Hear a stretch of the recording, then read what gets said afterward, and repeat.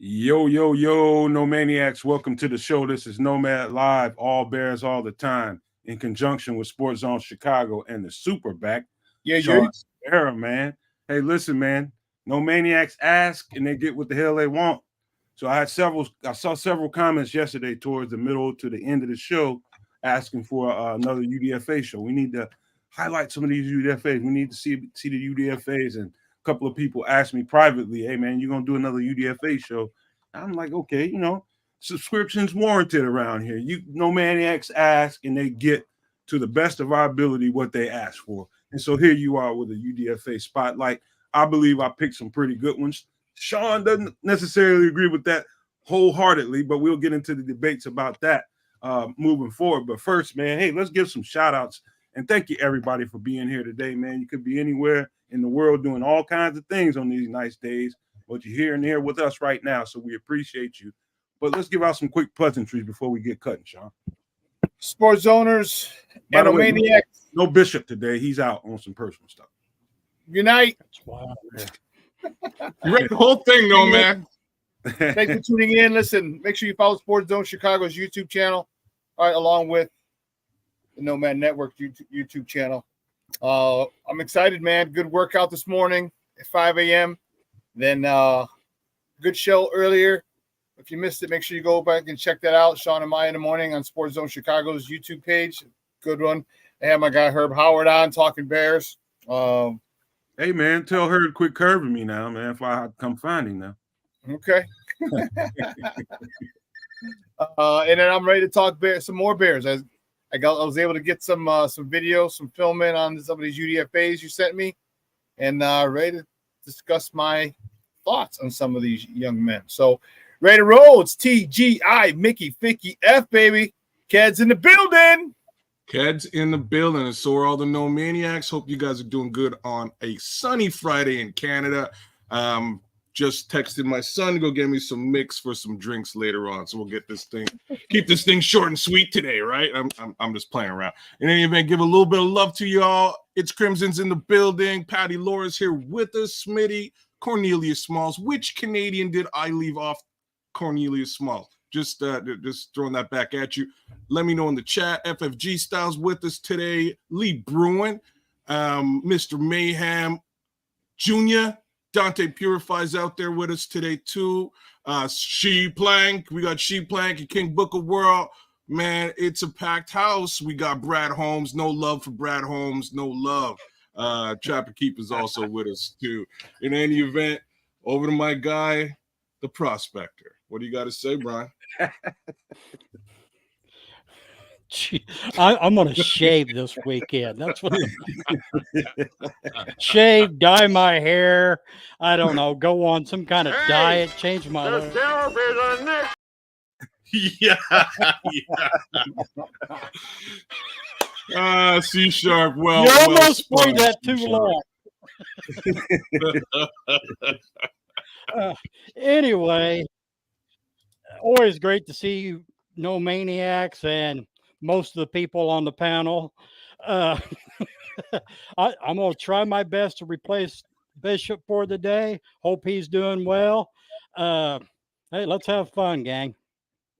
Even if it's at my expense.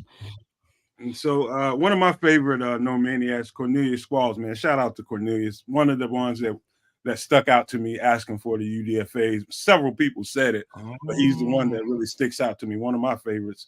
Cornelius is here all the time, man, always supporting us in whatever we do, man. So a shout out to Cornelius for being a great supporter to the channels, man. And we had that conversation about all those UDFAs. Say what now, kids?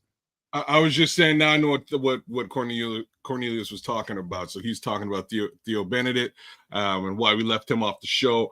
I'm going to blame Nomad wholeheartedly for that. So it's all Nomad's fault. Hey, man, we've only done, what have we done so far? 8 UDFAs so far. And we got like, I don't know how many of them, man. It's a nice long list of them. You can only get so many in the show when you're doing an hour show. So we'll try to get around to all those guys. I've done a little bit of stuff on Benedict, and he's going to be worth talking about when the time is right. We just fit in like 3 to 4 guys a time and save the other ones for another show, but hopefully we'll get around to him. and get some conversation going on about him. But let's get some NFL news going on first, right quick, Sean. DJ Shark, one of the receivers that could have been, I don't know how everybody feels about our receiving core and our receiver room. I feel pretty good about it at this point. But DJ Shark was a name that was out there and available. He went to, let me double check, agrees to a 1-year deal with the Chargers, 1 year, $5 million. Man, what do you say to that? They need him. Shit. Mike Williams is gone. Keenan Allen's gone. Chargers need some people. So good luck to him. I ain't worried about it. I'm more than happy with the studs. I'm more than happy with the quality of receivers we have here. Bingo. I have nothing to say here. See, bye, DJ, and hi, DJ, wherever you're at. I think Go, we got DJ. the best. It's your We DJ. got it's your DJ. DJ. That's my DJ. We got the best DJ of them all. We got DJ Qbert or Cut Creator or Terminator X. I don't care which DJ you're looking for. DJ Moore is the tippy top as far as I'm concerned. So, DJ Chuck, enjoy where you're headed over into LA. I think they definitely needed one more pass catcher, but I think we're square where we're at. Brian, what do you think? I'm more than good with our wide receiving core. That's the least of my worries. Good luck, young man, out in LA. Man, I think they got him on a good deal, 1 year, $5 million, which is good for them. Ooh. They let the market. They let the market come to them. They were in need for receiver help, no question about it. Lost their top two receivers in free agency and one in a trade to us. And so apparently, they definitely needed to get someone, a veteran in there. And I think they got a good one in Shark. It's just going to be interesting to see how they put that team together in front of Jim Harbaugh, man. I just like to see how he develops. What's his plan? More or less is what I'm thinking about. And Shark is one of those possession guys, big receiver that can block too. So he fits in with what I think they have in mind, But here's another name that just went to Miami, and that is what is his name? Odell Beckham. You know that guy? Heard of him? Heard of him before, yes. So he went to the Dolphins today for 1 year, $8.2 million, and it looks like the rich just got a little bit richer over there in Miami. Okay. Yeah, you know what? He's well past his prime. I don't think he's much of a threat. I don't find him dangerous anymore at all. I'm sure he can come up with a big catch or two, but you know what? Good luck to him. As long he's able to get another check, a nice size check. More power to you. But I'm not worried. I'm not. It doesn't move the needle for me. Again, I'm just happy for my man. Reason that my roommate from college is good friends with him. So, from his days in New York. So I just, congratulations, $8 million. Hope you make the team, get that $8 million. But he's way past his prime. I don't think he has a lot of moves. Well, first thing to say, I think Baltimore could have used a return, from him. I'm not so sure how much he really is going to bring elsewhere. I think that does leave a bit of a hole in their wide receiver core, which I don't feel is anywhere near as disgusting as it could be. That being said, a bit of an embarrassment of riches over in Miami by way of wide receiver. They just let go of a certain Mr. Chase Claypool, put him on the market, and brought in Odell Beckham to replace him. I think that's a great move. One guy was doing absolutely nothing. We'll see how much of nothing Odell Beckham does. That just goes to show how much I love the Miami Dolphins. In any event, Brian, what do you think, bro? 5 years ago, if Odell Beckham would have went to Miami Dolphins, what they have now, big deal. Yeah, that'd been tremendous. Now, he's maybe 2 years younger than me. It's not that big a deal.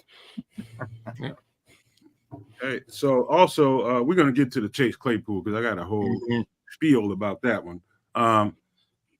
Also, Dewan Smoot, a DN. We are in the market. You guys should know by now. We are in the market.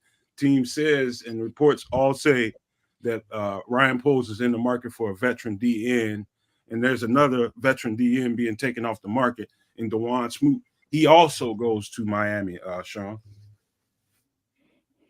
Okay. Not a lot of these names are moving the needle for me. You know, they need depth. They need, quality. Not quality, but just you need bodies. And you know what? Let me tell you, I found out the hard way when I tried to get a tryout with the Bears back in '94. Rod Graves was the director of player personnel at the time, and I told him, I said, "Hey, I just got back from playing in Italy. I'd love to, I'd like to try out. I went to Holy Cross, gave him my resume, whatever. I said, I'll even fly out. I said, I got my own insurance. I said, I'm working on Wall Street. I got plenty of insurance." And he said, let's see who we get in the draft. And I'm like, okay, fine. Let's see how they drafted Rashaan Salaam. So I called him back, and he's like, well, we're not as interested because we drafted the Heisman Trophy winner. And I said, yeah, but I said, this dude didn't run between the tackles. I said, even on where he got to 2,000 yards, I said it was an option when Cordell Stewart pitched to him, and he's down the sideline. I said, can this guy run between the tackles? I'm from Chicago. I said, I went to St. Rita. I played on grass. I said, I could, I'm familiar with this. He said, well, let's see what we get in free agency. Then he said, he gave me Darnell Thompson, guy who went to Indiana. And I was like, wait a minute. That's Anthony Thompson. No, it's Anthony Thompson. No, I can't remember the dude. He went to Indiana, but he had played with Green Bay.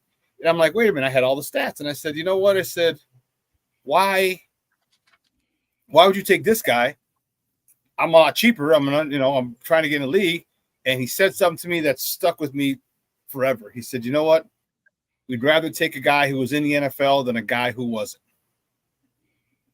And I said, damn. I said, well, Mr. Graves, this sounds like a catch-22. I was like, you don't want to take me because I don't have an experience. How do I get an experience unless someone takes me? And he said, good luck. He said, no, we're happy if we have good luck. And I think that's what they have. If you got a guy, once you get in the league, it's easier to stick around and get claimed by somebody who's in the league, or another team, because you're in the league. So, the Odell Beckham's, hey, I ain't mad at him for getting that contract. I just don't think he's, anything close to what he was prior. Smoot, okay, great. None of these guys move the needle, but that little tidbit of politics, man, it resonated with me. I can remember that phone call like it was 5 minutes ago. So, yeah. You just get guys, you just go get, all you're doing is retreads. You guys who are in the league before, fill position, bodies. So, yeah. What say you, kids? Like getting back more directly to Smoot, he would have been a decent piece. I'd like to say he's getting old or something like that. He's not. He was drafted in 2017. He's not that old. He's got a decent amount of sacks in comparison to some of the stuff that we've been putting on the other side of Montez Sweat. It would be an interesting move for him to have come here for all intents and purposes. If he is over in Buffalo, I think they really need the help over there. So again, enjoy the time in Buffalo. Brian? One, I think he signed with Miami. I'm not 100% sure. Miami? I'm looking here. It's in May 3rd, 2024, signed a 1-year contract with Buffalo Bills. That's what I'm getting here. Oh, okay. I'm sorry. Then I could be wrong. He definitely went to Miami. No, he went to the Bills. He went to the Bills. My mistake. If the Bears would have got him, it wouldn't have been a bad deal whatsoever. But I'm not going to cry over spilt milk. He's not the type of person that would put us over the hump. I mean, I know we need somebody across from Sweat. And also he's had a couple of seasons with injuries and all like that. I want someone a little bit more reliable. I'm not going to bash the guy or whatever. Like I said, it would have been a good signing, but nothing that, changes my outlook on the coming season. Yeah. Well, I just, I thought it was worth mentioning that there's one more guy off the market, in the DN market, a little bit over as time goes, that market will shrivel. a little bit at a time and wither down a little bit. And not to say that the Bears need to be in a rush to hurry up and get something done. It's just worth, to me, it's worth pointing out. But that being said, man, there's something going on, man. And listen, before I say this, I'm talking to everybody in the chat right now who feels a certain way about Chase Claypool. Don't take this personal. This is just me being who I am and the type of person that I am. And I just, as you guys know, I can't stand too much negativity, man. It's just, Chase Claypool, I'm as big a Bear fan as anybody on the planet, and I witnessed everything that happened when Chase Claypool was here. And what I have to say to that is it was a failure. And for whatever reasons they were, any mitigating circumstances that caused all that to happen, including himself. However that happened, it didn't work out for us here. But one thing about me, I never, ever, ever felt the need to SHIT on that young man. And for reasons, just being a human being that I am, if I look on Twitter today, he gets signed by Buffalo, and there's just so much hate towards him coming out of this fan base. And I'm just like, why, man? Why? Why do you feel the desire to do that to him? Is it because I understand that it didn't work out well here and we lost a second-round pick? I witnessed all that myself. But the level of animosity towards him, it's like because he didn't work out here, every turn he takes, requires a kick in the crotch. And that's the part that bugs me, man. I just don't understand why people are like that. I've like I said, I experienced everything everybody else experienced with the Chase Claypool time being here. But I never felt the need to trash that kid. He obviously has some growing up to do. He's obviously got some maturing to do. And he's obviously got some work to do on his game. Study time and all the stuff that it requires to be a great football player, you need to do. But you guys, I think it's important to remember how young these people are. You're talking about 20-year-old people that are just learning life and getting valuable life experiences. Not only that, are just growing up and maturing. And so I'm gonna stop talking, but I just don't really understand why people feel it's necessary to trash another human being like that didn't work out well for your team. I just don't see the need to do it, Shawn. It's because people are stupid, bro. That's the bottom line. People are jagbags. All right. It's easy to sit there and be a little thumb thug and criticize people when you have never stepped in that arena, when you don't even have the 1/10 of his athleticism. You know what I mean? And it's just easy. And it's people love that type of stuff for whatever reason. I was upset with him because, man, from the story I just told you prior, like, give me that shot. I think he wasted, and he got some money. Let's not get it twisted. He got money for his first contract.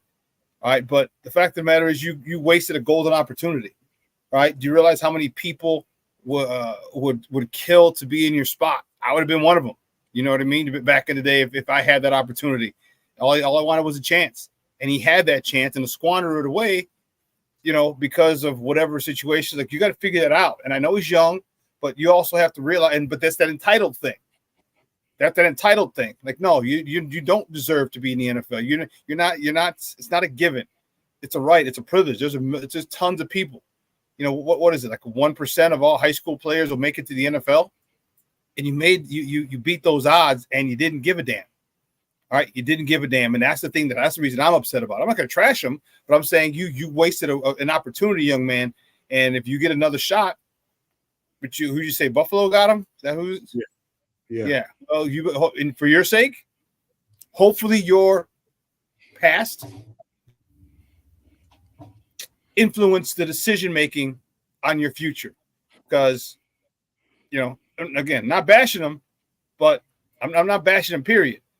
I just think you didn't realize what got you all those modeling contracts, what got you a lot of the other stuff, and that's playing football. And when you understand, like most people probably wouldn't have looked at you because if you weren't playing football. You got to remember, you got to dance with who brung you. Okay, as an old saying goes. And who brung you? That was football. So that gets the most attention out of everybody. And to me, it seemed like he didn't give it the most attention. He got a lot of these other superfluous things and craziness and, I got modeling contracts and all.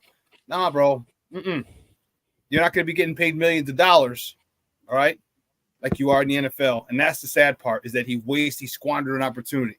So hopefully he's got a shot. I should say hopefully he takes advantage of this new shot he's got and sees where he can, kind of right or wrong, and maybe stay in the league another 3 or 4 years, get a pension, and then you're in a much better shape than you were at the end of last year. So I just think he was young and dumb and didn't have any. Because if you had guidance, someone's going to tell you, someone you care about, they're going to knock you upside the head and be like, damn fool, what are you doing? All right, you're wasting the time. So he didn't have it in his life. So, but good luck to him. Hopefully he sticks. Hopefully he stays for another couple of years in the league somewhere. Like I said, but if he doesn't, you got to look and blame but the man in the mirror. Well, I feel a little bit differently, but not that much differently from Shawn. To be honest with you, first off, I'm Canadian. The kid's from Canada. I've been following him for quite some time. He also looks a heck of a lot like my son. My son has played defensive end and tight end. They're about the same size. Like, just I connect with him personally and have for quite some time. Him getting drafted, him jumping into the draft, I was hoping Chicago would pick him. They didn't. He went to Pittsburgh, immediately made a name for himself, and I was like, wow, look at this kid go. It would be some kind of thing if he shows up in Chicago one of these days. And then he went dancing around in Pittsburgh, and that sort of threw everything side. I don't know what happened, man. This guy went dancing around on the Pittsburgh logo or something, or celebrating after. I think he was celebrating after a play. I don't remember exactly what happened, but after he had his little altercation in Pittsburgh, his entire career went left field. The entire thing. Nothing has moved forward properly for Chase Claypool since that day. I'm not sure if it's anything else but attitude. I know Nomad has sort of looked at it as a maturity thing, and definitely that plays in. I am going to give him a little bit of a pass. And somebody mentioned in the chat there today, just sort of saying, Courtney Cronin set him up. I'm not so sure if she did, but she definitely put the microphone in front of the one guy, I think, in that locker room that had no problems being vocal. And I think he had problems with his, I think he was too vocal in the locker room itself, as well as on the field, as far as some of the altercations we were seeing during training camp. He was the one guy that I can sit here and say that I don't believe was able to hold his tongue during those meetings. And at some point, that's either going to polarize the team against you or with you. And I think a little bit of both happened. And when I say I think a little bit of both, I feel that Chase had an issue with the role that he was given here in Chicago and decided to take his ball and go home. And that's really what wound up happening for him. End of the day, am I going to, place blame or fault on Chase for doing that? Maybe. I'm a Bears fan. I might. I'll be honest about it. I might put a little blame on him. But at the same time, then we look forward and we see the other players who were put into that role after Chase left and how much success they had. So maybe I'll take a little bit of that blame away from Chase and put it back on Luke Getsy. There's definitely a conversation to be had there. Now, we see Chase go to Miami. Miami's got a powerhouse offense with two of the best wide receivers in the league, fantastic running back, and an upcoming quarterback. Tell me how many catches Chase Claypool caught in that offense. And the answer is very similar to where we are today, where we were in Chicago by way of catches here. So clearly a problem on this side, clearly a problem in Pittsburgh, clearly a problem in Miami to the point that they didn't want to re-sign him. And off he goes to the next location, being Buffalo. I don't know what's going to happen in Buffalo, but I couldn't expect good things for him. I can hear it about his computer, man. But Brian, what say you about that, man? What do you think about that whole thing with Chase? Well, with Chase, the young man, like I said, I'm a Notre Dame fan. I watched him at Notre Dame. There's no denying his talent, ability. I hope for his sake that he realizes this could be it. Take advantage of the opportunity, and things work out for him. Sorry it didn't work out here, but as far as, personally for his sake, I hope it does for him. As far as people that want to bitch, damn, complain, put people down, just like spiders and snakes, they're part of the ecosystem. You got to deal with it, ignore it, and go on. Don't let it bother you. Well, that being said, I'll just leave that there. I just wish him luck. Everybody has their maturity curve as far as that comes to you differently at different times of your life. He definitely squandered an opportunity, a couple of them. I don't know what happened in Miami, quite frankly, but here he definitely squandered one. Just being himself probably cost him for the most part, but I do wish him well, man. I'm a lover of people overcoming. You know what I mean? I love to see people people go through things and overcome their shortcomings, man. I absolutely love to see success stories and stuff like that. So I just wish him well and hope that he does seize this opportunity, because they have not only dwindled, this could be his last one. You never know. And so I hope he sees it that way and then acts upon it, in that manner. But real quick, there's another little bit of news out there. Don't know how true it is, but the more and more I hear it and see, some of the sources that it comes from, there's some talk about the Bengals might be calling Ryan Poles and inquiring, Shawn, about Khalil Herbert in a trade. And before I even speak on it, I'll just let you guys take off and see what you guys think about that. And some I've seen it. I've seen a lot of people say, some people called me and asked me if the Bears are shopping him. And I said, you know what? I don't think they're shopping him, but I think he's on people's radar. I think people are interested in him and his talents. So, you want draft capital? Okay. It's a possibility if you want. Do you think you're not going to re-sign him? Or do you think, you got DeAndre Swift for a couple of years. You got Roschon Johnson still on a rookie deal. Are you okay moving off of him and getting some draft capital? Okay. I hope not. I like Khalil Herbert. I think he's a great, zone runner. We just got to make sure we continue to run zone a lot more as opposed to more power as we have in the past. But if he goes, the thing is, I liked him. I interviewed him plenty of times and talked to him in a locker room. I was happy when he finally came back, had 100 yards, and had 90 another time. But I don't see him as a game changer or anything special. I think he's a good running back, but nothing to write home mom about. If you can get draft capital for him, cool. I don't know. Yeah. So I'm gonna highlight this before I really touch into what you're saying. So Nomad, what do you think about the Trey Hendrickson trade option? And why I sort of threw that in there is just with respect to, I think the Bengals might be in need of a running back. I know they lost Joey Mixon. I'm not sure if they replaced him.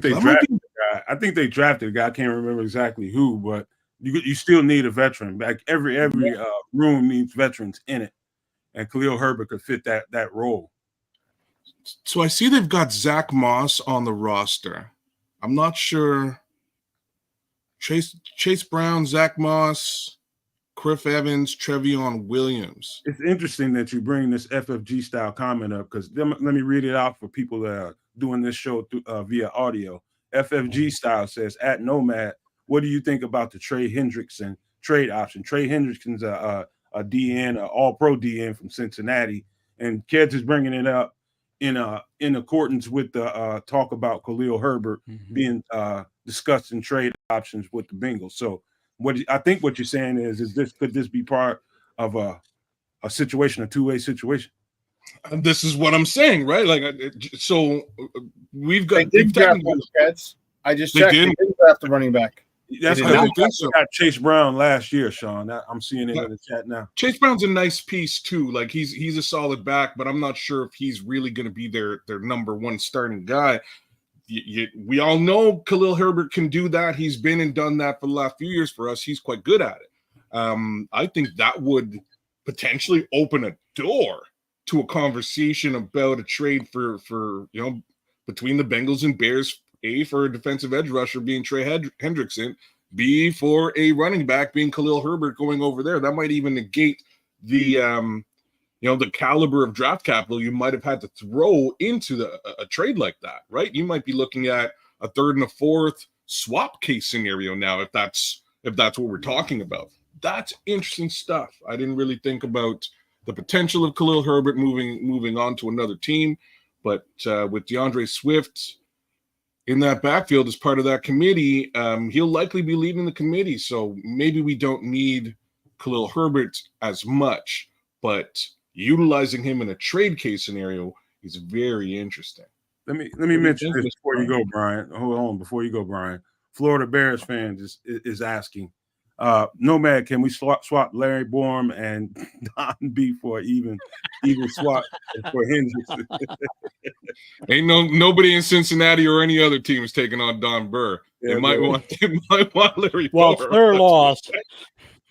You might need some special needs training to be able to house Don Burr, man. I'm just bullshitting, Don. You might got jacked up. Funny. That's funny. True, but jacked up. Hey, Brian, so what do you think, man? I interrupted you. I'm sorry, brother. Well, number one, I want to keep Don Berg because I like him. But number two, Sean kind of hit the nail on the head. Herbert, good change of pace. He's not a bell cow. To me, it kind of speaks volumes. How well is Roschon doing? Or what do they think about his progression? And two, that kid that they signed, that Ian Wheeler. Yeah. Man, I watched some of his tape, and he's like a little jitterbug, fast as hell. So, Brian, let me ask you this, man, and apologize for interrupting.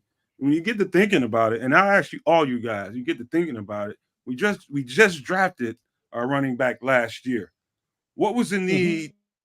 I know we didn't draft Ian Wheeler. We grabbed him on the UDFA market. Out of all the guys on there, is there a particular Sean? And I want to ask all you guys: do they see the possibility that we may have to trade a running back out of our locker room, and maybe this guy is going to bring us some kind of insurance if we do, Ian Wheeler?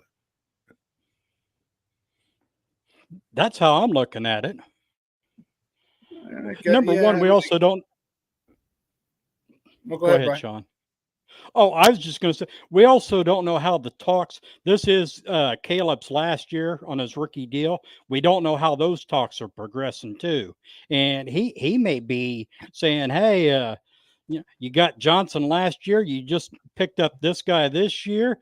You're telling me that you don't want me. Who knows?" That's a very good thought. He could be requesting not a trade, but hey, if you can move me, I'd be more than happy to acquiesce. Yeah. I want to get a shot. And maybe Brian Poles feels the same way. He was like, hey, here's what we got. Here's what we got. Let me move him. I mean, I don't think his situation is similar to Justin's because he felt better. I shouldn't say felt better.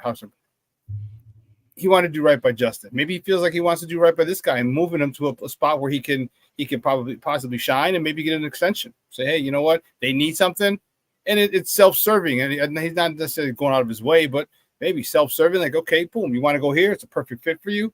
We get some draft capital back. At the end of the day, it works out for everybody. Well, not to skip over you, Kedz, but real quick.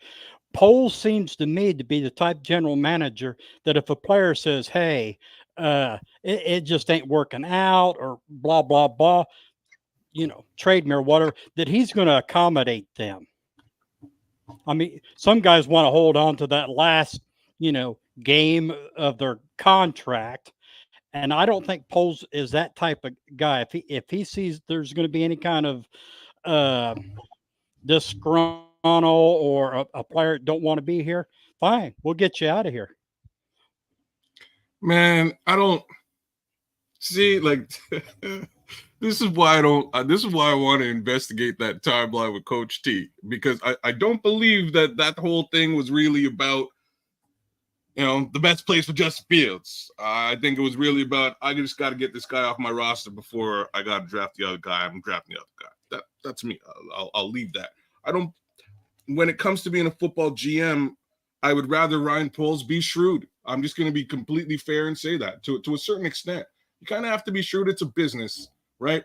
If Khalil's not getting played, he may have, just like you're saying, Brian, he might have that wherewithal to go, like, you guys just brought in a guy. He's going to start in front of me. You drafted a guy last year. Where is he going to start? In front or behind me? Where does that leave me in this depth chart, right? Like, these are obvious questions for Khalil to be asking. If he's asking those questions, Ryan Poles should also be asking the question, what can I get for this guy on the open market, if anything? If I can get something for him on the open market, then maybe I pull the trigger now so there's less turmoil throughout training camp with the new roster, as we fill it out. That's just me. I would rather him be looking towards gaining and garnering capital off of the players that he's developed or that the team has developed as a whole, as opposed to looking for places where they fit in or are going to have, the best careers. Because realistically, once they're signed with another team, their career means absolutely nothing to Ryan. Like, nobody's going to come back and go, "Hey, Ryan, thanks for sending me to Miami. Like, it was, thank you. I owe you $50 or something." No, nobody cares. You know what I'm saying? No, it makes no difference there. It's really about that player and his wherewithal and progression at that new place. If he wants to leave, as well as the Chicago Bears gaining draft capital or physical human capital at another position. And that's why I threw that Trey Hendrickson trade in there, because maybe it makes acquiring a guy like that a fair amount easier. Nomad? Well, Brian. Something else real quick, and this was talked on Shawn's show today with Herb. When you look at the receivers that the Bears have, the three receivers, Cole Kmet, Gerald Everett, and Swift being able to catch, how many times are they going to pass it a game? Technically, I would hope probably no more than 35 times. And that's stretching it. Between 30 and 35 times is what I'm hoping they do. But when you look at that roster, the running backs are going to be thinking, gee, how many times am I going to be able to touch the ball? Yeah. It's going to make for an interesting conversation, but I gotta put a pin in it so we can get to the next part of the show. The epitome of why we're doing the show are these UDFAs. And when we get to the other side of the station ID, I think we're going to start with that center, Shawn. I got some good notes for him, man. We're going to see what everybody thinks about that. But first, the station ID. The best Chicago Bears content anywhere. Catch Nomad Live pregame 1 hour prior to kickoff and Nomad at Night postgame, and every Friday evening at 7 p.m. Central on all the most popular streaming platforms, and only on the Nomad Network. That's right, all you lovely human beings out there and all you supporters of the Nomad Network and Sports Zone Chicago. Thank you for all of your support. And anybody new to either one of these two channels, please do us the kind favor of hitting the subscribe button. It absolutely costs you nothing. We do all the work. You get to enjoy it all. Simple as that. Subscribe button, zero money. Like button, zero money. Nomad Network and Sports Zone Chicago, all the workload. We do it all for you. And we don't mind doing it. So please be nice and hit those subscribe buttons. We are on a push to move up our subscription counts, and we need you to do that, man. So we would thank you in advance and really appreciate any of your support. But let's get back to this conversation about the UDFA, Shawn. Hayden Gill, center from Kansas State, 6'3", 301.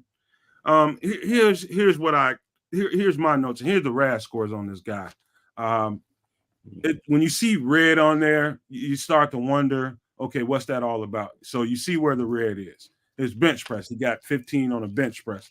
That's not saying a lot about a 300-pound guy benching 225. Am I not right, Shawn?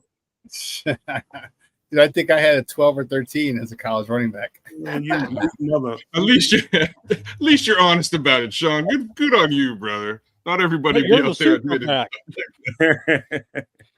No, hey, but look at it. I mean, he's red at the bench, so upper body strength. You know, I don't know what could get somebody to only, 15 is not awful, but I guess in comparison to other guys, bro, you got to be 20. You got to be 20 as an offensive lineman, dude. I did 12, at least 12 I was 192 pounds my junior year. All right, and got it. You know what I mean? Like you can't get you can't be 300 pounds and only bench press 225 15 times. There's no way. That's good. You talk about a boulder falling to the bottom of the sea. That's the way your draft stock's going to go. You only got this amount. Yeah, sorry, Shawn. It's only two things on here, and one of them's not in red. There's only two things in here that give me a pause, and one of them, actually, the red part, the bench press, that upper body strength, it's something that I didn't see on film. A lack of, I would say, I didn't see the lack of upper body strength on film, and I watched a pretty good amount of his tape. I didn't see it be reflected in the way that he plays. He's a compact dude. He's 6'3", 301, built really, really stout, and his arm pluggish. Yeah. He's exactly what you would want as a center, man. You need to be one of those. You need to be built like in a certain way. I never thought that really long arm, tall centers were really the best at what they had to do. To me, in my eyes, he's built perfectly for the job. Only thing I would say is, none of the other red stuff bothers me. 40-yard, 20-yard split, 10-yard split. Who gives a damn about any of that stuff? That's kind of why I poo-poo on RAS scores, because it's just like stuff that don't even register, in a football game. Who gives a damn how fast he runs a 40-yard dash? Nobody. Not for hogs, no.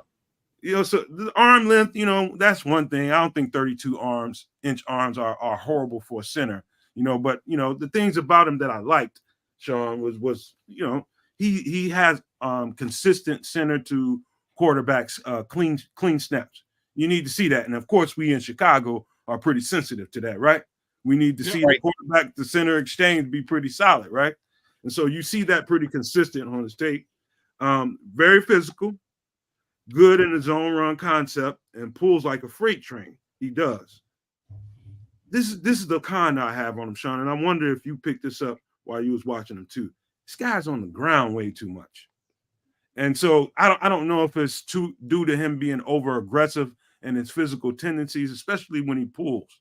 Like when he pulls and has to go attack someone on the other side of the ball, he's going after him so hard to lay that big shot on him, he ends up on the ground. And everybody knows, man, you know this as well as I do, Shawn. Any good offensive lineman needs to stay on his feet to remain alive in a play. And so that thing was something that stood out to me. Feeling like he needs to add another 10 pounds on him. He was decent at reaching the second level with his second level blocks. Also, but not great at pass pro. I think he can easily add the muscle. He was a walk-on and ended up at Kansas State being a starter by 2022. And so, it's a lot of, I saw a lot of good versus bad in this guy, man. I don't know how you saw that, Shawn, but I think he's with our situation being Bates and the other guy we signed, we're still going to need a third guy that probably won't make the roster every week, but you need that backup. So I think he's a threat to the other guy we've had on the roster for a couple of years. He's going to give him a push for that spot, that practice squad spot. Yeah, he seemed too sluggish for me. He plotted. I mean, don't get me wrong. I think you can work on some quickness, but he knew where he's going. Don't get me wrong. He knew where he was going. He just seemed a little too plotting for me. All right, and he looked plotting in college.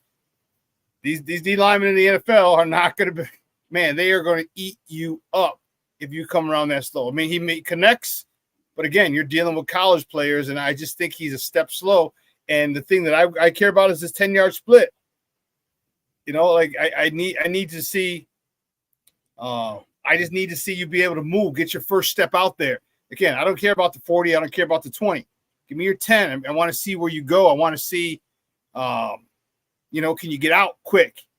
All right, because you know we've seen Russell Maryland, we've seen Warren Sapp, we've seen Aaron Donald, we've seen these types of players. You pull, you know, if one guy pulls and you got to reach and you got to do something, you're done. I just think he's a little too lead-footed. I think he's strong. I think his lower body is strong, and I think that definitely helps with the lack of upper body strength with only 15. I think he's able to anchor because, you know, if you can't, he's able to anchor with his legs, his strong legs. But I wasn't very impressed. Like I said, I think he's maybe a practice squad player, sure, but I think you got to get him on a jump rope. You got to get him in the water, moving laterally, pulling. To me, he would be a project. Okay.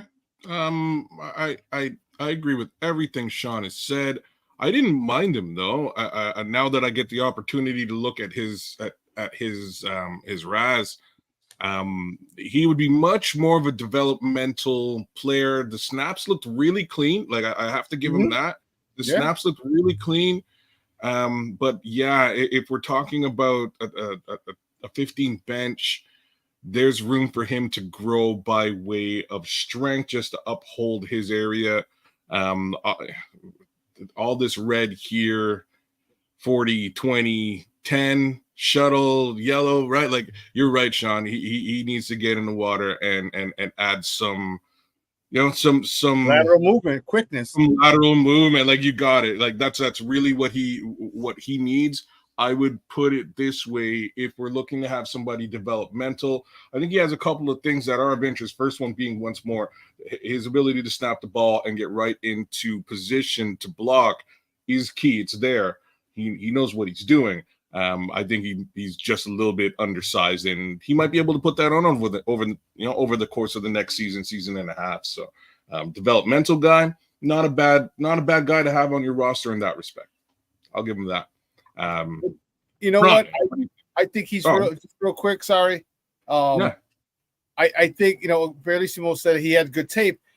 Yeah, he knows where to go. He got to those guys, but again, I don't know if he's going to get to those guys at the next level.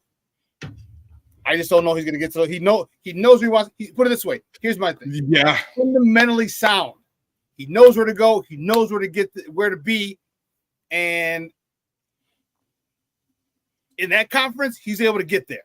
The next level, you know, I'm not going to put a cap on him saying he can't do it. I would never do that for a player. I'm just saying with what I saw, he would be a step slow. But he knows where he's going. He knows he's got to get there. Yeah, and maybe the next level, maybe he's working on it. Maybe he's working on it as we speak. He could very well be. Because if I see it, you know, someone else sees it as well. So, again, I think he's fundamentally sound, just a tad slow. That's it. You get a little lateral movement, better lateral movement. I'm all in. I'm all in as a backup center for this guy.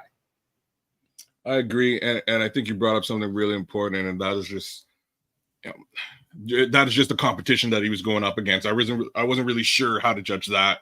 He did well by way of tape early. I have to agree with you. Looking at it, his tape looks good, but all this red here and yellow, I can see where he needs to improve. And at that, as a developmental prospect, I think he can go far. Yeah, I didn't even see his RAS score until 5 minutes ago. So you put this up. So I was just going off of what I saw. Yeah, I'm with you both. Brian, what do you think, man? Well, I apologize. I didn't see tape of this guy, so I'm just going by the RAS score too. Between the bench press and the 10-yard split, that tells me the guy, his technique has to be perfect every snap. And that's asking a heck of a lot from a player to be perfect every time. And I don't see where he's an improvement over Kramer, and I doubt if Kramer makes the team. So, yay for getting an opportunity. I just don't see it being any further than that. Let me speak to that for a sec there Nomad. I'm real quick. How many years has Kramer been on the team now? It's be a third year, I believe. Yeah, we're getting close to the time where you have to make a decision as to what to do with Kramer by way of dollars and cents. And that's what this is going to come down to, I think. And the only reason I'm saying that is because we can all sort of count the amount of snaps that we've seen Kramer take, especially at the center position. So that's what worries me. He hasn't gotten a lot of reps, doesn't have a lot of experience there to add on to his development. So, hopefully he can stick around and continue his tenure here. And for me personally, I have a strange feeling he may be on his way up. So here's my overall take on this kid. What I saw fundamentally about this dude and everything that you need playing the center position, I thought he was fundamentally sound. Mm-hmm. Does Shawn have a point about him being kind of a plotter, getting from A to B? I think he does have heavier feet, but I think I didn't see that being a hindrance to him at all. Watching him on tape, he played against some pretty good competition and fared well, man. They had a pretty good run game, at Kansas State this year and the last couple of years while he's been the starter. And I just think he's got some goods, man. And I think if Kedz is right about, this is about his third year, Doug Kramer, if they feel like, he's not developing in a way that, they had expected, this is a good UDFA signing. It's a guy I think you can work with and work on and get him up to, get him up to stuff. Cause I had a hard time trying to find, negativities about him. What I said, I really feel like I saw, and I just didn't see a whole lot wrong with what I saw on tape. I think he's fundamentally sound. I think he's a good pickup. Will he make the roster? Who the hell knows? But I think it's worth saying that to me, he's got more pros than any cons that I saw. But that being said, I agree with you, bro. The fundamentals, bro. Like I said, he gets his upfield shoulder. He gets it, and he gets there. He gets you, and he gets you in the right spot. You just got to get there, and that's it. Like fundamentals. Hey, nothing wrong being fun. It's fundamental. The fundamentals is great. Just get a little quicker. Just get a little more explosive. Get a little. If he did that, man, then I think he's really got a chance to push Kramer out. And again, he might be doing that. He might be in the water. He might be on resistance bands. He might be doing a lot of lateral movement. He very well could be. And he comes into camp looking different. Like, whoa, we never saw this dude. We didn't see this dude. I don't know. It's just he knows what to do. He's fundamentally sound. He knows his assignment. He was able to get there. All right. It's just, I just think he would, for me, he would just be a backup. And I hope for his sake he works on it. I don't know. It's just. Yeah. I think what Jan Hammer said there, let me put that back up real quick. That's the one thing that stuck out to me. And, most of the times that he was on the ground was just him being overzealous, trying to, it's when he's pulling out to go jackhammer somebody. He wanted it that bad and overshot the target and ended up on the ground quite a few times. And I think that's easy to clean up, man. You can't get the big shot on all of them. You're not going to be able to, mollywop every guy you pull on. You got to be deliberate with your target strikes, man. You got to, motor it down just a little bit to make sure you get contact on the guy and not the big shot every single time. So that, to me, if I were to describe a lot of the times I've seen him on the ground, it would be because of that. He was always looking for that shot on somebody. But let's get to the next guy, man, because I think this is an interesting guy. It's going to be interesting to see what Shawn thinks of this dude here. John McCarton, 6'5", 260. He's a DN, DN from Oregon State, man. Now, this guy is – if you look at this guy on tape and then turn on some Austin Booker tape, it's going to be kind of hard to tell the difference between these two dudes. They're both similarly built, shaped the same, long, fast to the ball, man. They've got a lot of, like the 40-yard dash, the 20-yard split, all that stuff in the red. That doesn't bother me, man. I didn't see that on tape. 3-cone being red, that's not going to bother me. His weight, I will say this, Shawn. The pick of Austin Booker and this guy right here in in the UDFA market tells me one thing, Shawn. They have got a different type of plan with what they plan to do with their defensive fronts. They have a different plan in the body types. And so they're getting what you would call untraditional guys as opposed to what we've been used to since Flus has been here. Now, this guy, either one, whether it be Austin Booker or this guy, John McCarton, you would have said, nope, he's not a fit here in our scheme because they're typical guys for a 3-4 type of scheme, both Booker and McCarton.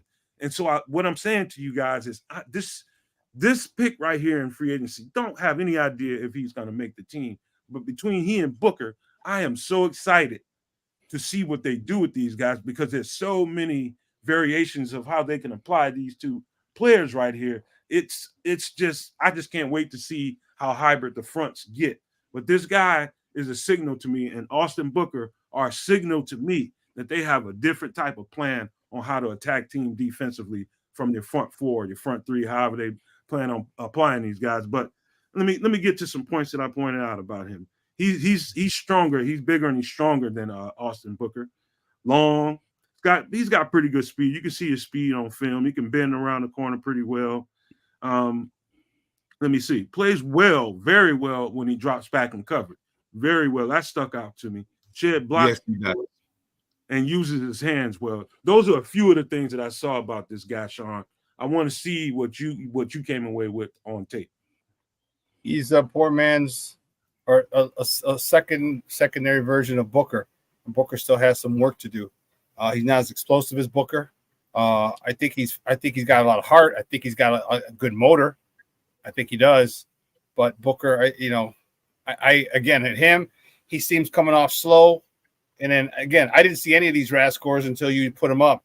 His 10-yard split is slow. His bench is slow. Like I need a 10-yard split coming out big time. Like I need a good, you know what I mean? And Booker's 10-yard split was like 0.1 something slower than Xavier Worthy.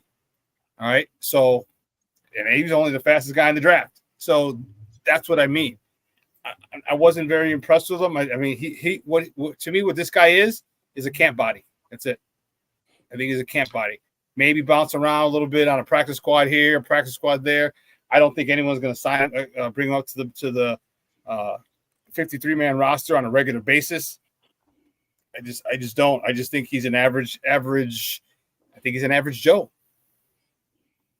An average bear. To quote Yogi B. Bear. Yogi.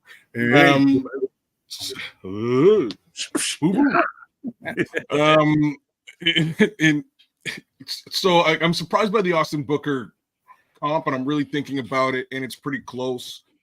On tape, you don't see the speed and burst that you see with Booker. So like Shawn's bang on with his explosive comment, you just don't see it. What you do see, and Nomad was bang on with his comment about in coverage, they drop this kid into coverage quite frequently, and he's involved. He gets in there, he's knocking passes down, he's intercepting passes, which I found kind of interesting. Mm-hmm.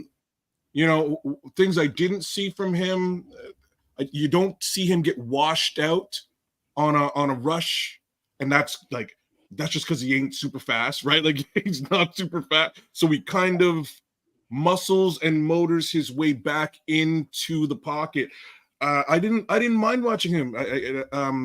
John McCarton actually looked pretty decent to me, and I have to stop and all eyes on Dom Robinson. To me, at this point, I sort of move away from the Austin Booker comparison, and I start to compare him to what I saw from Dom Robinson last year. And I'm gonna have to say this now. I see more in this kid than I do in Dom Robinson. Is Dom Robinson faster? Yes, he is. Could he be more explosive? He could if he had more in his tool bag. But I feel like this kid actually is bringing a bit of a tool bag to the table, and just doesn't like. You're looking at the RAS here. He just clearly doesn't have the RAS to compete. But that's really all Dom Robinson has over him is just strictly athletic capabilities. I think this guy's actually a pretty decent defensive end. and we'll see what they do with them. Time out, Kedz, because you're so good, and Shawn is so good, and Brian are so good at doing podcasts. This is what you did to Sheep Plank. Oh, damn, I spent so much time reading the chat and listening to the show that my dinner is burning. You burn up the dinner, dinner listening to us, huh? Sheep Plank, I'm really sorry, Sheep Plank. What were you cooking anyways? What was you cooking? Yeah, I'd be interested to know that. No, don't tell me, because I'm hungry right now. Don't even say nothing. I don't want to know Sheep Plank. Yeah, me too. So what you? Shawn, you fasting? You fasting, Shawn? No, that's next week. Next Monday, Tuesday, Wednesday. All right, just checking. All right. Yeah, so why you can have your freaking donuts, you son of a biscuit. I'm having donut. I'm having donut after the show. And cheers to Shawn's hunger next week. All right. What'd you think about him, Brian? Did you get a chance to check him out? No, but just looking at the RAS score, one concern, he's kind of short-armed. Yes, 32 inches. Yeah, I couldn't see that. But what don't make sense to me, and I believe in the grass brought this up, you look at his vertical and his broad jump, and it's outstanding. And then you look at that 40-yard dash. Hell, my hover round gets faster than that when it's fully charged. And then that 10-yard split, that don't do crap either. Like Shawn said, camp body next. Okay. She said she's got Sheep Plank said, I like to say something gourmet, but it's really just hamburger helper. Lasagna. Hey, that works when you're hungry. Hey, I ain't got no problem with it. Hamburger helper has helped me many a night, man. I promise you that. Many a night. College days, oh my goodness, man. Hamburger helper makes a great meal. Man. All right, man. So let's get to Reddy Stewart, man. Let's get to Reddy Stewart. Now, look at how red his RAS score is. This guy got a 4.95 on his RAS score. Height. Wow. That's really surprising. He's red in height, weight, and he's listed as 176 on, in his college, the website. He's 176. Maybe he got heavier for the combine. I have no idea. Bench press 11. He's not a strong looking guy. Vertical jump wasn't that high, but the shuttle and 3-cone, all that stuff. Really, I mean, he's a football player. I keep telling people all the time, I'm just not an analytics guy when it comes to it. I see what I see on the film, and that tells me my Bible, man. When it comes to a football player, I look at these RAS scores and compare them to what I saw on tape, and I'm just like, it doesn't even matter to me. Doesn't matter, doesn't register. And so thank you, Chris, for bringing up this RAS score. But you look at how red this RAS score is, and then you turn on the tape. And then go back to this RAS score, and you tell me what you think about what this RAS score is, because this guy is impressive on tape. When I say impressive, I mean there's some features about this guy. I mean, this guy, the ball finds him. The ball finds him. Bingo. And that you circle that alone, and that gets you into somebody's training camp. Yep. If you're around the ball that often, and when he gets his opportunities, he makes good use of him, man. When he gets around that ball, he gets his hand on it. Good luck. You better get him down early, because it's probably going to be 6. He also brings a little value to you in punt return, kickoff return. I mean, his twitch. I mean, I mentioned this the other night when we did a show talking about these UDFAs. I mentioned this. Me being a cornerback, I can relate to this very intimately.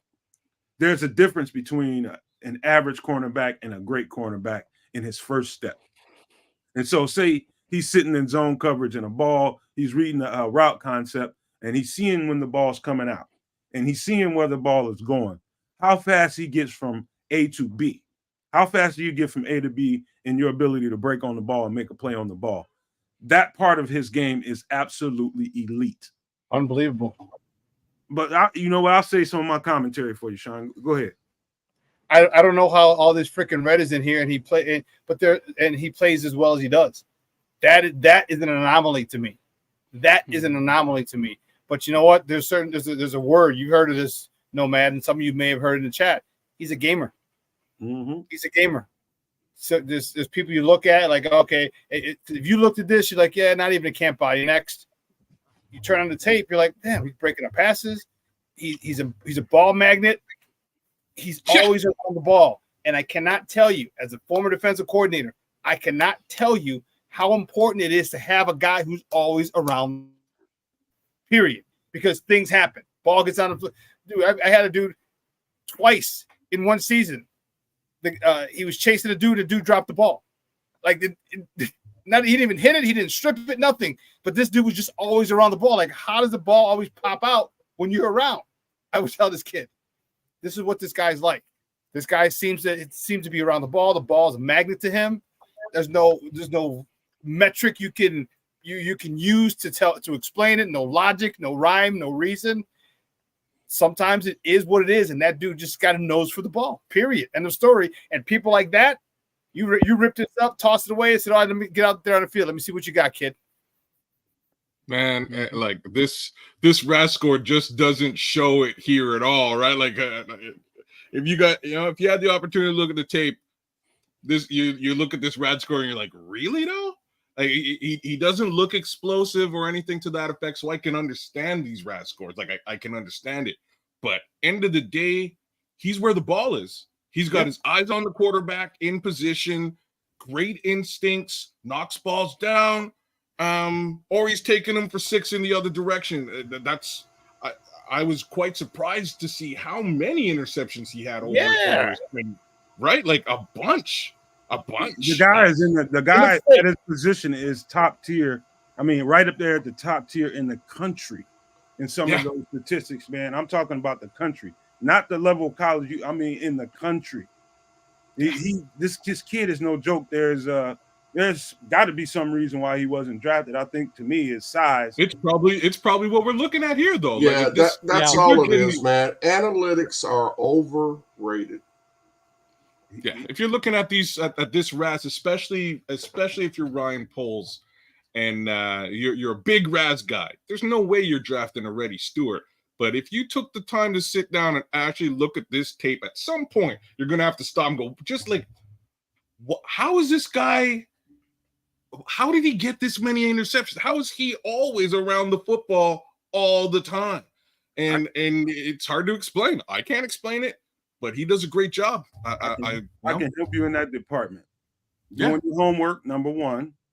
Just having, and I can't overemphasize this instinctively. When you're instinctive and you just have a sense for what's going on in front of you, your instincts just take over. And sometimes it will take you way out of where you're supposed to be on a particular assignment, because your instincts take over. The good coaches, Shawn, will attest to you, and they will tell you, don't get so wrapped up in, what the assignment is asking you to do. Let your instincts take over. Don't be so caught up in the X's and O's and they play a lot of cloud coverage where he's at in Troy, and cloud coverage is just basically zone coverage. And so you can get wrapped up in where you're supposed to be and not be where you need to be, during the play, and just ignore what you see in front of you instead of letting your instincts take over and letting that dictate what you do. And so I think Shawn could attest to that much of it. Yeah. What you don't want to be is robotic, and he's a gamer. There's nothing more, nothing less. This dude is a gamer, and you put him on, and the ball, dude. There are a couple times the ball, if you watch the film, it bounces off somebody right to him. Like he's not even in the play, and he must have heard the ball, or he sees the ball going to another receiver, and he kind of going there to make the play. Boom, bounces off the receiver right to him. Like shit like that is like, how does this happen to this guy all the time? Sometimes there's no rhyme or reason. Coach is like, I don't give a damn. Bring him on, because if that happens here, we'll take it. Because you didn't see him getting beat. You didn't see him getting mossed. You didn't see him losing coverage. You didn't see him losing contain. You didn't see him losing nothing. You didn't see any of that. All you did was see, like, you kept saying the freaking ball get projected toward this guy time and time again. You just got to bring him in. You have to bring him in. You have to just on GP alone. He might not make the team. He might not even make first cuts. But you got to bring him in just because. Shawn, I'll tell you what else lends to him being around the ball as much as he is. It goes to the first thing I told you about him, and that's his first step. Read and react, and how fast can you get from A to B? I mean, it's light. Now, this cat is lightning quick, and he gets from A to B in a blip. Now, see, I'm going to tell you this too: the players that he's going to have to that he's going to be challenged by to get a spot, it's going to be hell to get him off of cats like what's his name? Only thing, he does stand a chance now because what's his name? Not Jalen Johnson, but the other guy, Black something. Blackwell. Blackwell, he's pretty much hurt all season. So, what I mean? You got that attrition that's going on. And if Blackwell isn't all the way 100% healthy, in the chase to the Lombardi trophy, attrition, is going to be a big factor. And Blackwell, when your best ability is availability. He wasn't available a whole lot last year, but when he's healthy, he's lights out. But bringing a guy like this in is just going to add up the ante for either one of those two guys, which he's going to have hell to try to beat them out.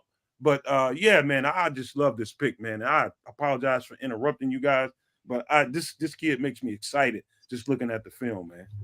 The DB loves the DB over the outside. Go ahead. I'll Brian. just say a few things. Number one, this RAS score is perfect. You look at it, you look at PFF, fine and dandy, but those are only tools. They do not show a player's heart. It does not show their mental aptitude. Please, anybody hadn't seen a YouTube clip, because this is one of the few guys that I watch it. Two words that describes him is cerebral, sticky. What the hell more do you want? Man. That's all I got to say. Can't argue with that for a second, and I'll throw this up from the good old Scottish Bear. Reddy Stewart's instincts are outrageous. No analytics can show that, and that goes right to what Brian was saying. Bingo. End of the day, yeah, his instincts are off the chain.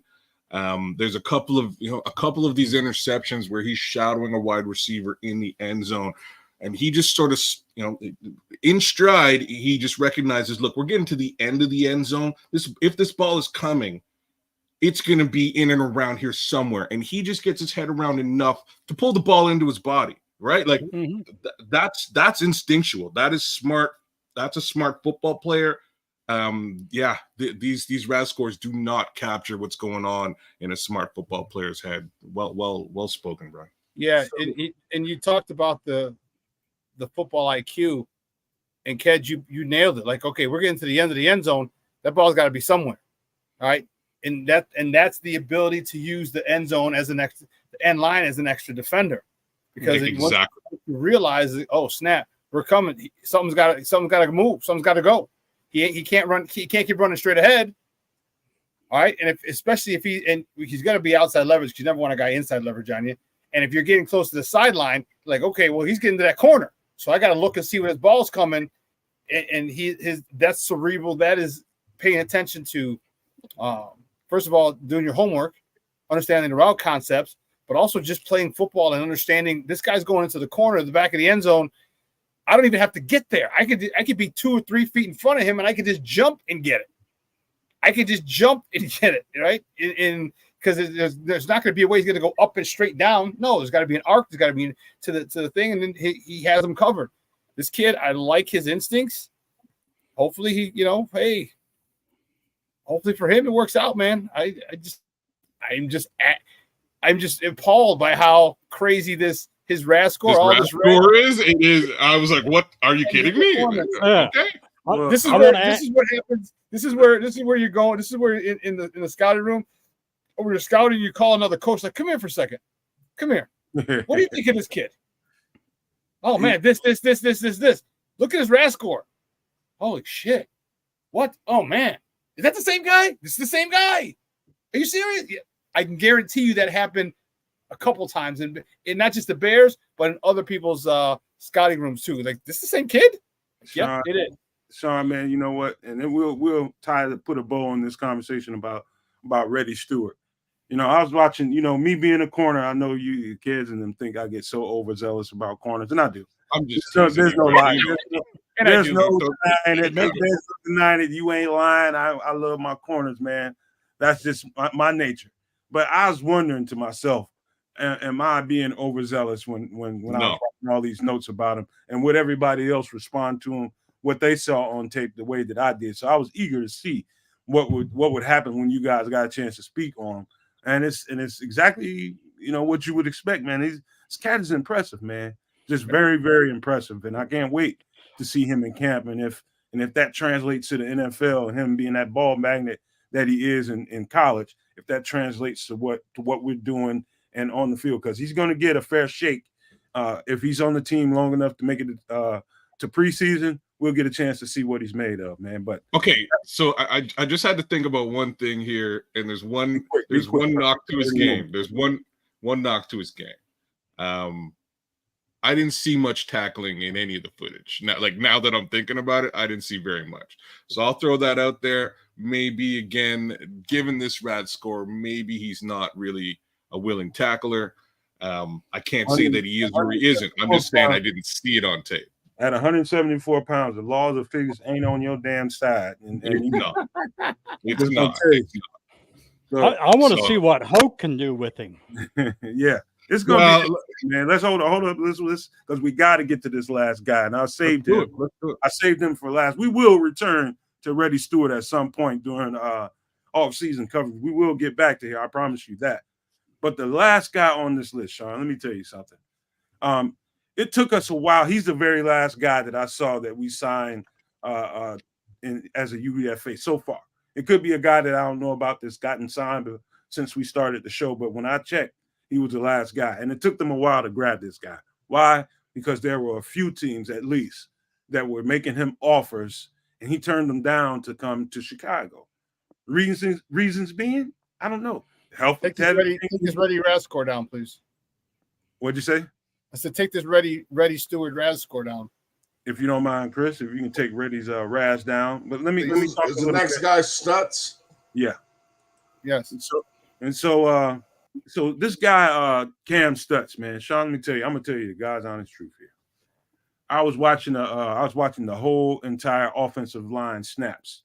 The first video that I saw was against him, and it was them against Texas A&M.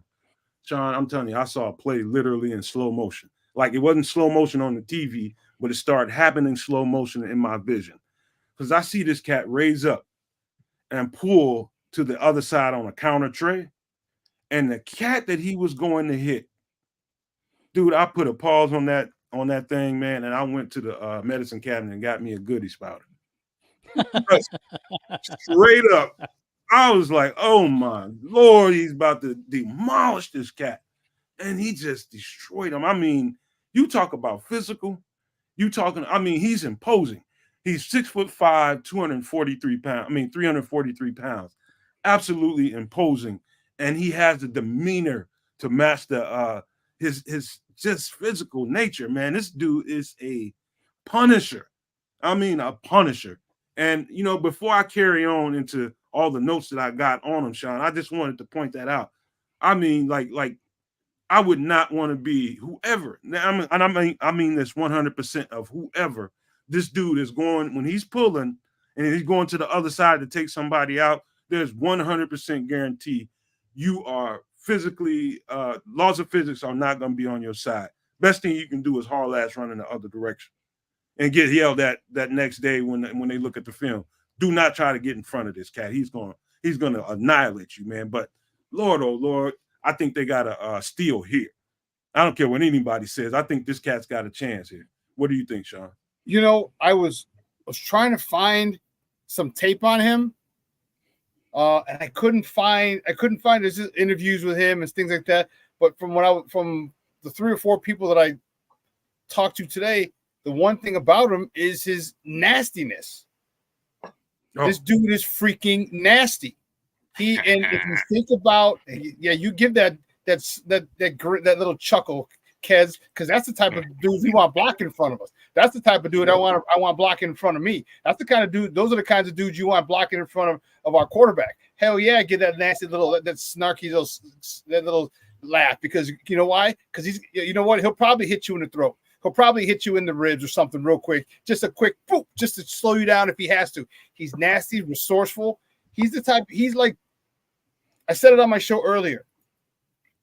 Ryan Poles being a former offensive lineman. Okay. He brought in he didn't bring in, he had Tevin Jenkins. Okay. Tevin Jenkins is the kind of guy that you have to tell him, hey, listen, you don't have to put him in the third row. The sideline will suffice. All right. Darnell Wright is another dude of that same ilk. Now you're going to get this guy. And everyone has said that talk, because I said I didn't see film on him. Everyone said this dude's nasty. This dude's freaking nasty. This dude wants to bury you in the ground. Every single one. That was a common theme. So, yeah, if he's a UDFA, okay, no problem. That doesn't mean that he can't be used. That doesn't mean that, when you have an attitude like this guy has, you might actually just find a spot for him. Mm-hmm. You know what I'm saying? Like, hey, Herb and I were talking about him earlier. He's like, hey, I like Ja'Tyre Carter. I'm like, I do too.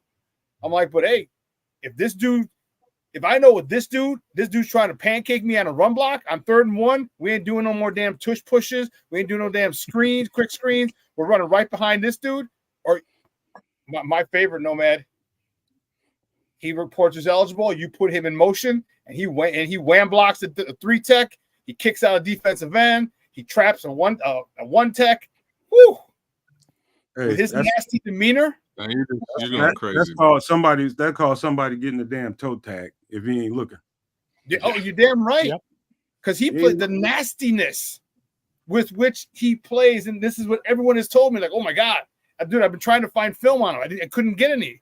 If you got something, send me a link, dude. Because from what I've heard from every single person, this dude is literally, and he looks like Tevin. Looks like he'd be Tevin's cousin or something. So all right, I gotta stop you, man. You're taking all my good stuff, Shawn, and killing it. I was like, he's gotta be, if Tevin Jenkins' daddy has like a love child, you got like a secret family somewhere. This is the son of the secret family. Honest to God, so I'm just gonna do this real quick. Tevin Jenkins, 6'5" and 7/8. This kid's just about 6'5" and change too. Weight 317. Tevin Jenkins, weight 319. Arm length. No, that guy's 343, Shawn. I mean, kid, this guy's 343. Legit. 343. Legitimately. Okay. 33-inch arms for Tevin Jenkins, 32.5. Like, they are very similarly built, styled. I watched those, the same interviews I assume Shawn watched. He's a smart kid. He seems to have a bit of a, Kez, he can seems I to be a little bit of a guy, right? Like a little bit of a nasty guy. Let me pause you for just 1 second. Barlissimo, I'm begging you. If you can do a breakdown and bring it and pull some tape over here, man, I think people would really enjoy seeing some Cam Stuts tape, man. Boy, oh boy, is it fun to watch. But I digress. That was just me trying to holler at Barlissimo. So I found some of his high school tape. And the high school tape is very interesting, guys, right? So, like, tight end, he can do that. Defensive end, he can do that. Right? Then you get him on the offensive line where they transition him a little bit later in high school, and he's just eating these kids alive, just throwing them around. And it's super funny to watch. I watched some of his Auburn practice film, and the coach kept telling him, look, man, like, you don't have to throw him on the ground, man. You don't have to throw him. And he keeps just throwing the defensive end who's trying to get past. And they're just doing practice reps. And this kid's just flying all over the ground. And I'm like, wow, like that's just who he is. He's gonna get you. So I'm kind of interested to see what happens with him. He would be a fantastic addition to this team. And did I mention he was the captain of the Auburn offense? Yes, right. He's a leader. I really like this kid as a camp body by far, but I hope maybe they sneak him onto that offensive line permanently moving forward. I think it'd be a great place to have a kid like this. What say you, Brian? Well, everybody took all the good things. Sorry, Brian. We ate all the meat off the bone on this. Man, that gristle's good too. I eat it. Yeah, I guess I'll go for that burnt hamburger helper. Lasagna. The guy plays like he's pissed off at somebody. So you got to love that. And 2, what Kedz just said, an offensive guard being voted team captain. What does that say about his leadership, his character, and the respect he got from his teammates? So you got a big angry bear that is respected by his teammates. I think the young man could go far. So here's what I would say. Chris, you can take it down now if you want. Here's what I would say. The last thing I would say about Cam Stuts. There's a reason why it took us a while to get him signed, man. I'm pretty sure by looking at his tape, he was probably one of their priority guys to sign right out of the draft. I'm pretty sure he was, just looking at the tape. And it took them a while to get their hands on him because he had other offers. I know for a fact that Baltimore was one of the teams. But I'm sure he looked at those rosters and said, you know, Baltimore has always been a thick, you know, they draft offensive line and defensive line so well, they have depth all the time. So when am I going to get I believe they paid him $200,000. Who, the Bears? Yes, sir. And he was worth it, you know. So that's I don't know that your average UDFA sees $200,000 on a bonus. Do you, Shawn? No, it's I heard like 5 to 15,000 is 20,000 is more like the norm, you know. Yeah, I'd have to double check, but that does sound like a lot. $200,000 for the UDFA. So what does that tell you? The fact that they doled out him $200,000 to bring him here. What does that tell you, Shawn? It tells you they want him. Like, all right, it's you know they up the ante. Like, all right, we really want you here, right? Just, you know, you're only scheduled to get X amount, and we're gonna give you this amount because we want you here. And you play well on a spot, you know, there's money somewhere else. But yeah, when you overpay for someone, that's basically overpaying. Is what you're doing. You overpay for something that you want. You don't have a problem paying a premium, and they didn't. You gotta understand how these things kind of work. And so if he's getting offered $200,000 by the Bears and probably being offered something similar, they get to talking with agents and all that kind of stuff. So it's not like the Bears wouldn't know what the Patriots and what the Ravens may be offering this guy. They get to find that out. They get to talk to the agents. Hey, man, you gotta match the Patriots. They just offered him 185, 190. Man, can you do better than that? And plus, he would rather go to you guys because he feels like he's got a better chance to make this team and get into the lineup. And I think that's probably, if I had to guess, exactly how it played out. It took some time, negotiations with agents and all that stuff to play out and getting the dollar amount right. But the fact that they gave him $200,000 as a signing bonus tells me they intend on keeping this kid. He's got to really prove them wrong about that, in my opinion, Shawn and Kedz and Brian. He's got to prove them wrong. I think he finds his way onto this roster. I don't care what anybody says. You know what? I said that earlier on my show, bro. I did. And here's why. And you can't put him on a practice squad. You can't. No. There's no way, because someone's going to snatch his ass up in a heartbeat. You get this type of nastiness, you get this type of freaking attitude on an offensive lineman, someone's going to take him in a heartbeat, and they'll hide him on the 53-man roster. And again, Shanewaldron, it's 3rd and 1. All right, you go 22 personnel, and you check this son of a gun in, and you put him in motion to the strong side. Come on, man. Come on, man. It's like I said, man, you know, the laws of physics don't really favor the person he's going after, man. This dude is a stud, and I would encourage you guys. When I say encourage, I mean strongly recommend. This is how you would want to Google search, Shawn. I saw that you couldn't find as much as you were looking. No, I'm watching them now. Oh, you are? Okay, so you guys could go to, I think I've seen that game. You could go to your YouTube search, and this is what you put in. You put in Auburn offensive line 2020. Auburn O-line. Yeah, that's what I did.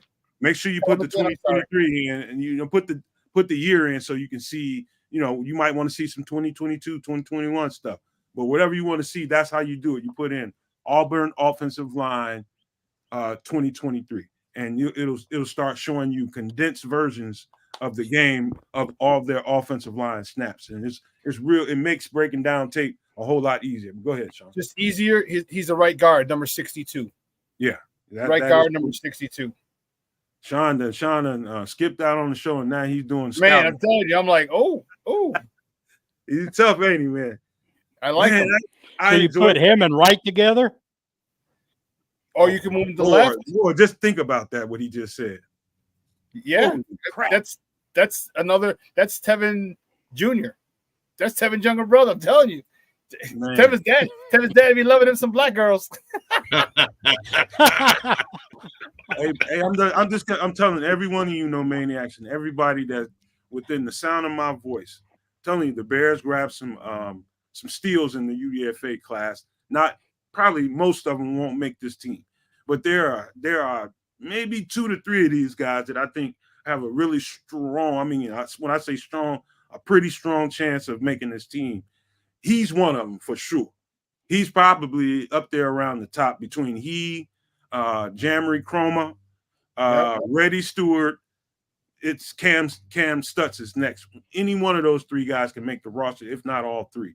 But man, that Randolph. was cool. And Randolph, yeah, of course. So I put 4 on the board right now. You are correct, Brian. I forgot. Don't leave that out. So that's what I enjoy doing this show, man. Doing the UDFAs, they don't get enough love because they didn't get drafted, and most people want to write them off or poo-poo them because they weren't drafted. And there's not always the most. It's not always the most obvious reason why they weren't drafted. You got to remember, it's only 250 something people that can get drafted.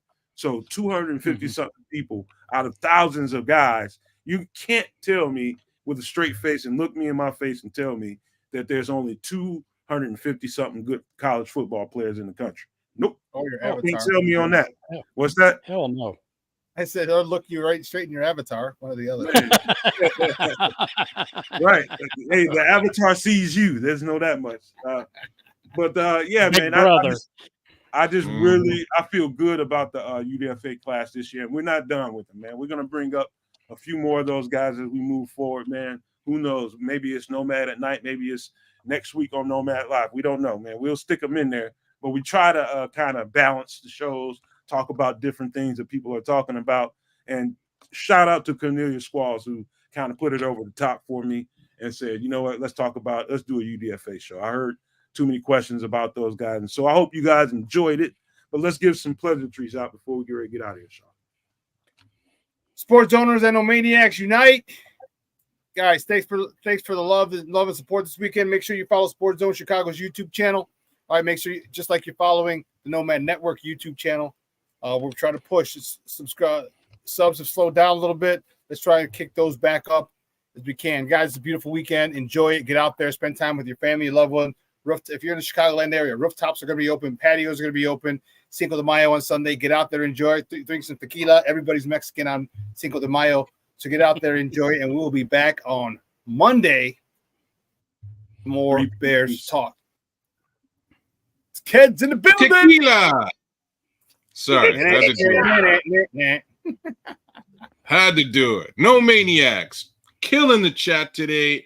Cornelius, I will take a closer look at Theo Benedict. I meant to do it actually earlier this week. I haven't done it, just given the specific UDFAs we were looking at, but I'll take a closer look. I'm, like I was saying about Chase earlier on, a lot of these Canadian kids have a long way to go to get to the NFL, so it generally shows. So for him to actually get the opportunity to be recognized as a part of the draft says a lot about his journey.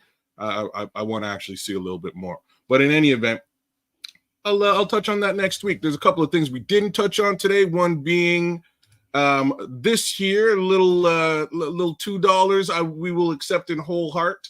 Thank you, FFG Style, and much love to Chris, the dude, Brian, for producing. Brian, big love to you. Chris, big love to you. Doodle, big love to you. Straight from FFG Style and straight from me here. Thank you, sir. You're very welcome. Shout out FFG. Appreciate you, brother. Yeah, just wanted to touch on that. Give some shout outs to some of the heads out there in the grass. Thanks for representing with us. Evie Bear Down Davis, Leo Factor, Mr. Mayhem, Jojo Loco 5150, She Blank, Mr. Fact, MC Fact or Mick Fact. You'll have to straighten me out on that one later on. We got Jose Sanchez from Puerto Rico. Oh! Well done. Well, even Brian was in the mix. That was beautiful. Squeegee's in the building with us. Jailbreak's out there. Joseph Archer. Who else we got that I didn't show love to earlier on? Mike Davidson. J2K's in the building. What's up, J2K? Thanks for rocking with us. Berlissimo, thanks for rocking with us. That's about it. It's Friday, y'all. Do what you do. Enjoy what you do. Brian, on to you. Bear down. Well, number one, thank you, FFG, for the donation. Just another step closer getting that new computer so that I can halfway do all right for the show. As always, guys, it's great to see the Nomaniacs, the sports zoners. Try to say that with false teeth. Always have great time. Perfect time for the prospect to drop, Chris. You're slipping. I'm sorry. Anyways, sorry, Brian. A shout out to Keith and Nick. Hope they're having a blessed day. You guys have a safe, wonderful, blessed weekend. Enjoy Cinco de Mayo.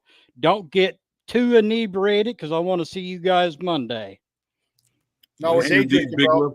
Damn, we're all day that. Big love to the bishop. 12 to 6. Day drinking on Sunday. 12 to 6. That's right. Okay. Do all that plus some. But I'm going to be real short today, man, because I should be. And all I got to say to you guys is I love each and every last one of you, and ain't a damn thing you can do about it, period. And with that being said, we're going to get out of here with these famous words. Love, peace, and hair grease, y'all. Peace, y'all. Claws out.